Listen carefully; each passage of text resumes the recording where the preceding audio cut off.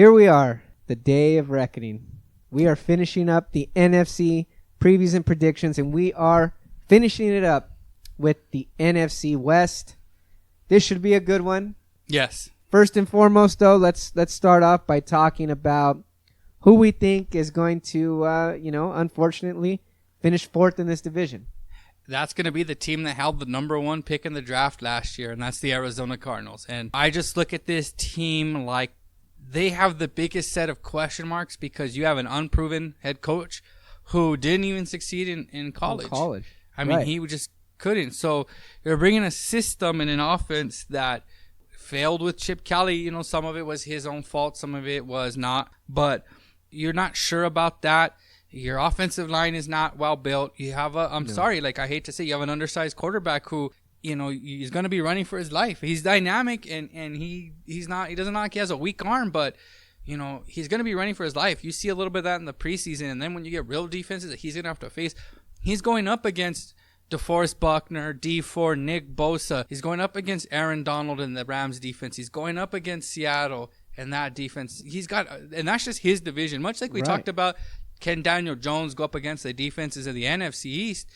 Can Kyler Murray hang with the defenses of the NFC West? Right. The difference between him and Daniel Jones is he's going to be asked to this season. Yes. Yeah, that's a big difference. And there is no backup plan for him. You get David Johnson back. You have Larry Fitzgerald. But at what point, when does that fall off? And you're going to go no tight end. You already talk about like 4 or 5 wide receiver kind of plays. And it's just like, this isn't college, and he's going to learn that really quick. So I just don't see this team with enough to kind of, sustain. They'll be exciting.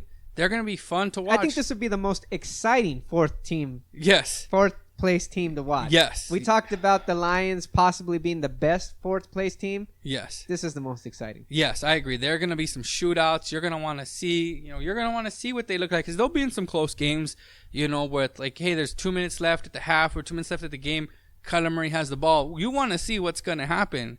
You want to see how he answers the bell. Right. And I think if you're the Cardinals, what you have to hope for after kind of punting on Josh Rosen and punting on the last season, kind of just switching everything, is you want to see. You see my boy Josh Rosen make some plays on Miami game? I mean, I thought he was going to be pretty good, so we'll see with them. But you punted him. You gave up on him. You could have had Nick Bosa. You could have had Quinn Williams, and built around them. You chose not to. You chose to go in this direction. So you have to see enough to where you don't become the Niners of the past, where you're getting rid of a coach and a quarterback again after only a year. Right. So you don't want to kind of become that team. It's not fun being that team. It's not fun being fans of that team. So if you're them, I wouldn't worry about winning that division. I would worry about showing enough. Avoiding disaster. Exactly. Showing enough to where you say, okay, we can bring this combo back and build on it. Right. But the best I see is fourth place. There'll be a top 5 or 6 team in the draft. Yeah, I don't disagree with you at all. I think Kyler Murray is going to be fun to watch. I think that it's going to be fun to see the dynamic of what a college offense can do in the pros like Chip Kelly did. Now, again, like you said, it wasn't with sustained success. We'll see how this goes, but it should show flashes. They've made some moves on the rosters, both sides of the ball. They brought over Terrell Suggs, right, is now in Arizona. Again, he's kind of getting long in the tooth. So yeah, he's not going to be an every down player. Right. I'm not looking for him to make a huge impact. No. But if you can get some veteran leadership to inspire some of these young guys. Yeah. I can see Arizona being a little bit better than we expect. I can see that. Yeah. Yeah, but bottom line is this team just isn't ready to compete with the other 3 teams in this division. No. And I'm going to stick with 4th. Yes. So, I'm going to ask you again. Who do you got finishing 3rd? Now, in this division? I have the Seattle Seahawks finishing 3rd in this division, and the very simple is they're not a better team than they were a year ago. They're not. They are not as good in the offensive line. They lost Doug Baldwin. Yeah, they did. Their rookie. They haven't drafted well. You haven't seen any of their drafts in the last couple of years. These guys come out and say, okay, that's a good guy on a good team. Even the guy they drafted, DK Metcalf, he's hurt. They're off. Their wide receivers are hurt. Their running backs are a mess. The only reason I don't pick this team to finish, well, they won't finish 4th, but why I pick this team to even finish as close as I do, I have them finishing 8-8, being 8-8, because of Russell Wilson. The defense is going to be okay, But I think you don't I think just. the defense is a little bit better than okay. But you don't lose Frank Clark and be better. They didn't replace Frank Clark with. You look at Kansas City. You lose D Ford, you lose Justin Houston, but you get a Frank Clark. So you kind of it negates it a little bit. Yeah. There's damage control to that loss. There's no damage control to that team in Seattle. They have no edge pressure. There's no one on the defensive line I really fear anymore. I used to fear Irvin and Campbell and Bennett back in the day. These guys were a terrifying force. Yeah. Their strength is in two things. There is Bobby Wagner and their linebackers are mean. They still have KJ Wright. Yeah, is you have them, but I just don't see that. That may be the best linebacker duo, arguably. Yeah, but I just look at it like they're fine, but they're secondary. I get what you're saying. They got to create pressure up front still, and they're not. And if you don't get those blocks, the linebackers can't make as many plays as they'd like. Exactly.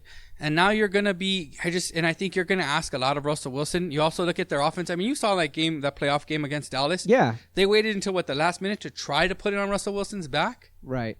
You can't do that. They didn't change offensive coordinators. We're not talking like Dallas, who upgraded offensive coordinator in theory. This is the same run first team without a great. There's no Marshawn Lynch in that backfield. But to be fair, that offensive coordinator got them to the playoffs last season. And let's be honest, I picked the San Francisco 49ers to finish ahead of the Seattle Seahawks last season because for that same reason you're giving me. So all I'm saying is this. I'm not saying that you're wrong because everything that you're saying is factual. But I did doubt them before, and they still made the playoffs and finished second. I will say this. There are things that are different. Come on. Pete Carroll, through the years, has been, say what you will about the man himself, but he's consistent. I agree, but here's the thing, too. At one point, you're playing with fire. You're going to get burned. And I think at this point, they've done it. I think that the team that finishes second ahead of them and the two teams that are ahead of them are better. They're better, talented teams. When I look at if I took Russell Wilson off the Seahawks, they'd be just about the Arizona Cardinals. They have some talent. They have talent at linebacker, but where and that offensive line? I mean, yes, but you had Doug Baldwin. He loses that's a big loss. When Russell Wilson scrambled for his life, who did he look for? That's his guy. Right. And then the guy that's supposed to be his guy, the rookie, who, the knock on him was he just wasn't. He was a straight line, big power wide receiver, but could he break? Could he break in routes? He had trouble with that. And it's just like, okay, I know they have other guys there, but you lose Doug Baldwin, you lose, Russell Wilson's security blanket. And now he's running for what? What is he looking for? And I think that's gonna catch up to him. I think they're conservative style. This is the year that it catches up to them. And I still say they go 8-8 for a team that I really don't think much of is outside of Russell Wilson and the linebackers, KJ Wright and Bobby Wagner. I just don't see them being able to hang with some of the teams that they have to hang with. And I think this is a year they take another step back.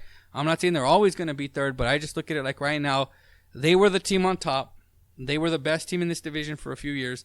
And now I think when you give Russell Wilson his contract and you're having to say goodbye to, Cam Chancellor went for injury, Earl Thomas left in free agency, you lost Richard Sherman, it's starting to catch up. Bennett's gone. Right. Earl's gone. I mean, Bruce Irvin's gone. Your offensive line is still a mess. But a lot of those guys were gone last season. That's all I'm saying. Yeah, and I get we said this last year, and they surprised the crap out of me. I think that they, in my opinion, when I look at what they did, there are things that happened to another team in this division that helped that. Right. So it may be more attributed to the two teams in front of them than them themselves. Yes. So I think that the two teams in front of them are... And I'll give it to you, honestly, I agree. I think Seattle will more than likely finish third. But again... I agree with you. I'm not surprised if they don't, because that pick has bit me in the ass before. I'll put it to you like this. There's not a lot of difference. There might be a game difference between third, second, and first. I think the gap between fourth and third is going to be 4 or 5 games, but I could see 8-8, 9-7, 10-6, all three of these teams like that. All right, so the $1 million question is, who do you got finishing second? Come on, just be outlandish. You would want me to be outlandish. Go, do it. So, I dare you to do it. I purposely did not talk about this division with this guy just because I wanted the outlandishness to be right here on the microphone and people can witness this. Yes. So when I look at the two teams that I have and the team that I do have finishing second, and I look at it like this. Start justifying it. Yes. The team that the difference between these two teams is simple. One just has a better head start. One has built their team and is set. And I think I give them one more year before the team that finishes second finally comes and takes that crown. But there's just enough question marks for me. And I think that they're going to need to kind of produce for a year. I have the Niners finishing second. Whoa. I do. But I have them making the playoffs. Okay. All right.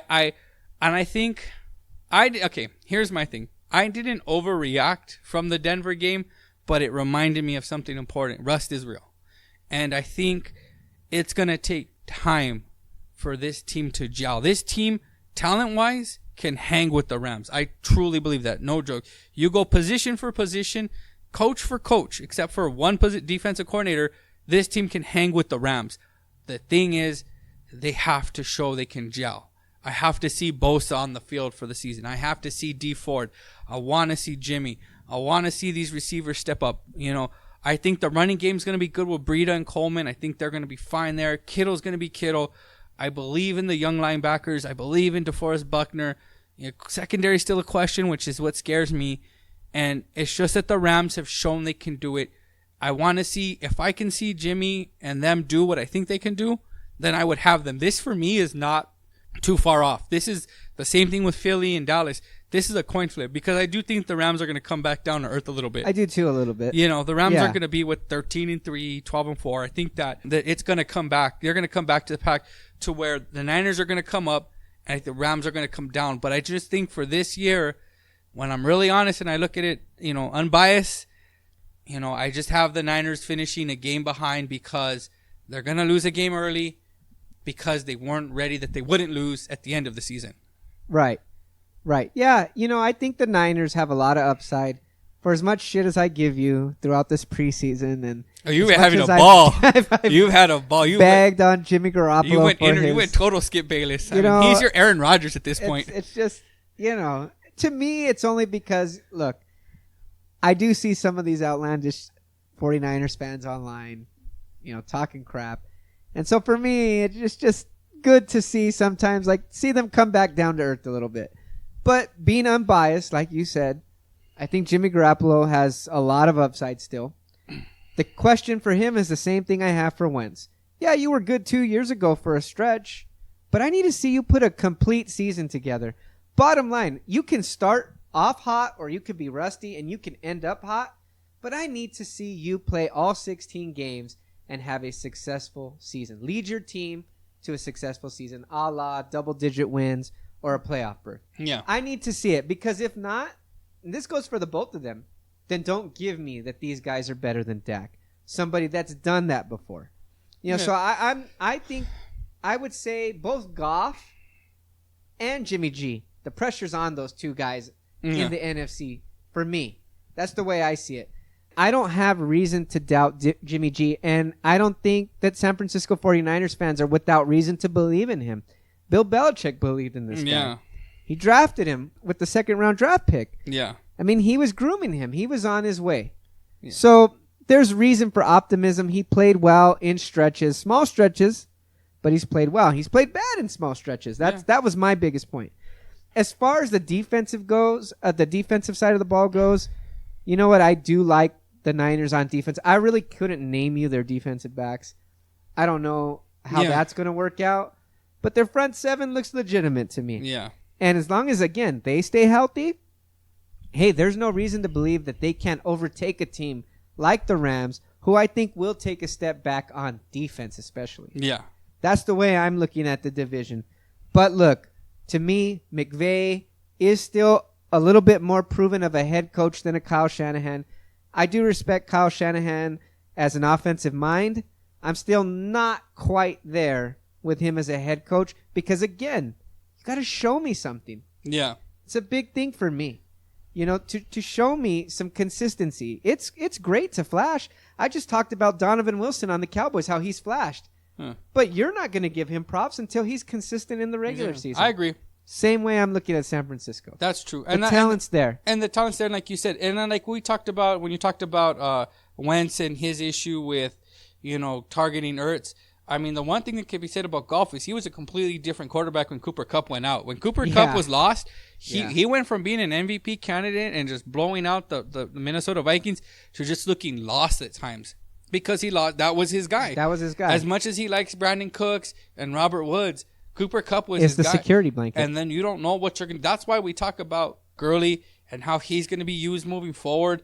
So you're never sure. I just do think the Rams are going to come. If the Rams stayed at 13-3, it would be too hard for the Niners to really come up and reach them. You know, but I don't see the Rams staying at 13-3. I see them coming down to maybe like 11-5-ish. Yeah. I look at it 10-6-ish. Maybe. I think 11-5, 10-6 around there. Yeah. And I look at the Niners with, like you said, their secondary. It's funny how the two teams we have finishing second in the divisions in the teams that we root for is the defenses are built really similar. They're built along the defensive line in the front seven with speed, power, depth. And the secondary is, you have Byron Jones, I have Richard Sherman, and then we just have guys who we hope produce. Right. We hope can do something. We have, more as a free safety. You have Tart, who's, been there for a few years as a strong safety for the Niners and kind of seen what they're going to do. The schematic changes, the changes in coaching staff. You want to see this defense kind of build itself out. And then with the offense, I'm not worried about the offense in spurts. Like getting from 20 to 20, they can move the ball, I think. And Jimmy's proven to be like a rhythm passer. When he's on, he's on. Yeah.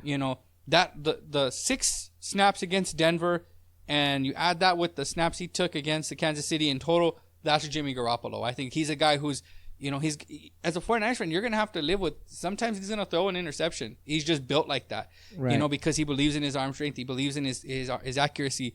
He's going to throw one in there. Got a little Romo in him, man. He does. He likes to spin. Honestly, even the way he throws the ball, if you notice, you know what? He kind of throws it more with his hips. Yeah, that's exactly like how Romo used to that's be. the Eastern Where Illinois people would thing. be like, "Oh, Romo didn't even step into that," but it's like Romo doesn't step into the fucking 70-yard touchdown he threw either. Exactly. So it's like, that's the thing that people would talk about Garoppolo. One of the knocks that people would say was, "Oh, Garoppolo doesn't step into his throws," but the way he just turns his hip and just launches it out of his hand, he has the arm to get it there. It just looks bad sometimes. It just looks weird. Yeah. It's funky looking, but agree. They and again, sometimes that leads to interceptions when you get hit or you're not.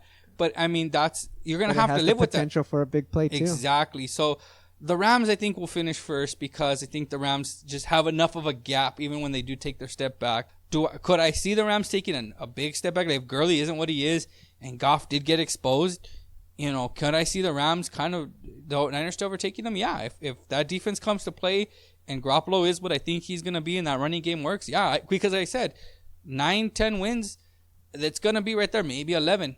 Well, I'm shocked because I expected to have at least one disagreement on this. I know this one was crazy because we didn't talk about this one. Yeah, but I see exactly. I think because we're just being fair. I think that I can't, as outlandish as we get. And who knows? I'll probably say the minute I hit another beer and we re-record, I got thinking they're winning the Super Bowl. Yeah, yeah. Well, yeah. Niners over Chiefs, 59-3. I go full on freaking Bears. Yeah. But when I'm looking at it, part of being a fan. Yeah, exactly.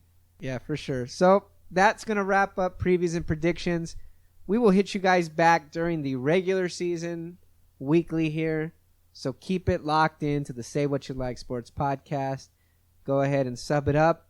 We will catch you on the flip side during the regular season.